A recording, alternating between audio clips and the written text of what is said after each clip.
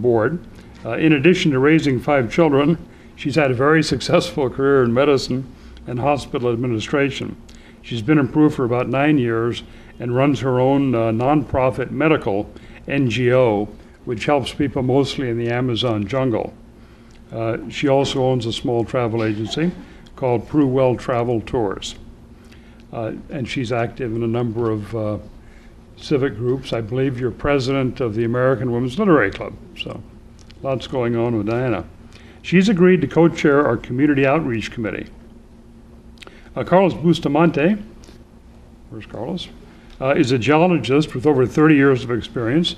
I won't tell you how many years, over 30, in the petroleum industry. He's lived around the world but returned to Peru to live with his wife after retiring. Carlos serves our corporate sponsorship program, and again, this is our most important funding for ACAP activities and programs. Ryan Dubé is a Canadian, Ryan's over there, thank you, who majored in Latin American studies and anthropology at the University of Alberta before coming to Peru. He lives here with his wife and baby. He works for the Lima Times and does freelance writing. Ryan will be serving as co-chair of our membership and outreach, our membership and communications committee. Connie Estrada is from New York, but has lived in Lima for about 39 years. Most of those serving,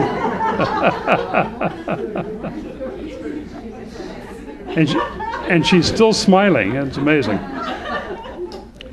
Most of that time she spent as chief nurse at the American Embassy. She and her husband Julio have 3 sons.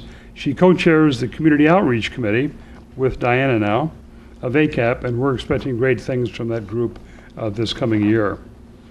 Bruce Sloan, who was unable to attend tonight, is pastor at the Union Church and is an American also. Prior to coming to Lima, he served at the Union Church of Tokyo as pastor. He's active in Lima Sunrise Rotary Club and is going to co-chair the membership and communications committee. These are the nominations for your board of directors. So I'll ask for a motion to nominate them, please. Thank you. Okay. A second to the nominations? Okay, thank you. Any discussion? Hearing none. All in favor? Okay, thank you very much. I'd like to take a few moments, and I mean just a few, to talk about ACAP and where we're going in 2010. 2009 was a very good year for us as we expanded really significantly the activities of ACAP, especially our Night Out program, which Kobe pretty much single-handedly got off the ground. We got a lot more younger people coming to ACAP events and a much improved database of members, of future members for ACAP.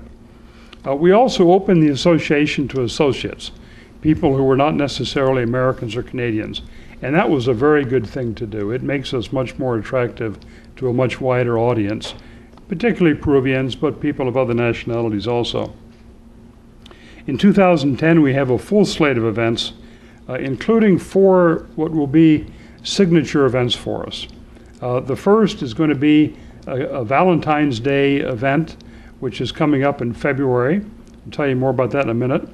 The second is the annual picnic, which many of you have attended. And then the formal black and white ball, which is held late in the fall.